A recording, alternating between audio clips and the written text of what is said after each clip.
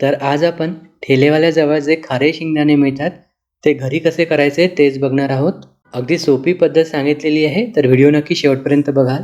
तर यासाठी 1 कप शेंगदाणे घेतलेले आहे. कोणतेही शेंगदाणे घेऊ शकता. शेंगदाणे जे आहे अगोदर स्वच्छ धुवून घ्यायचे आणि त्यानंतर यामध्ये खूप सारं पाणी घालून 1 ते 1.5 चमचा मीठ घालायचं आहे. हे मिक्स करून यावर झाकण ठेवून कमीत कमी 4 ते 5 तास किंवा मग तुम्ही रात्रभर हे भिजत ठेवू शकता. दुसऱ्या दिवशी सकाळी हे जे शेंगदाणे आहे उपसून घ्यायचे आणि एका नॅपकिनवर पसरवून घ्यायचे. साधारण 15 ते 20 मिनिटे आपल्याला फक्त हे वाळवून घ्यायचं आहे. कोरडे करायची गरज नाही. तर इथे मी मिठामध्ये भाजणार आहे. तुमच्याकडे जर स्वच्छ वाळू असेल तर तुम्ही त्यामध्ये सुद्धा भाजू शकता. 10 रुपयाचं जे स्वस्त मिठाचं पॅकेट मिळतं ते मिठाचं पॅकेट घेऊन यायचं. ते तुम्ही बेकिंगसाठी किंवा मग असे शेंगदाणे वगैरे भाजण्याकरिता वापरू शकता.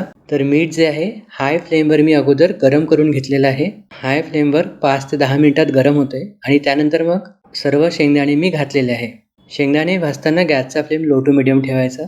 शेंगदाणे ओलसर असल्यामुळे सुरुवातीला मीठ जे आहे त्याला चिपकते, पण जसे जसे ते भाजत जातात मीठ जे आहे ते सुटत जाते. तर हे कंटिन्युअसली आपल्याला भाजत राहायचं आहे. गरज पडल्यास कधी कधी गॅसचा फ्लेम तुम्ही मिडियम टू हाय ठेवू शकता. शेंगदाणे तडतडायला लागलेले आहेत. एखादा शेंगदाणा खाऊन बघायचा. कुरकुरीत वाटला, साल निघायला लागले तोपर्यंत आपल्याला भाजून घ्यायचे आहे. तर शेंगदाणे ऑलमोस्ट भाजून झालेले आहे. गॅस बंद करून थोडा वेळ मी आणखीन असेच भाजून घेत आहे.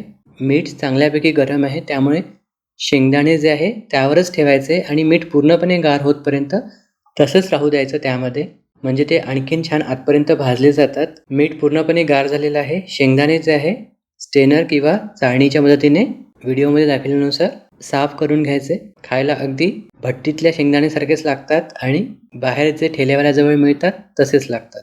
खूप सोपी पद्धत आहे, तर नक्की ट्राय करून बघाल. कसे झाले कॉमेंट्समध्ये सांगाल आणि व्हिडिओ आवडल्यास लाईक करायला विसरू नका.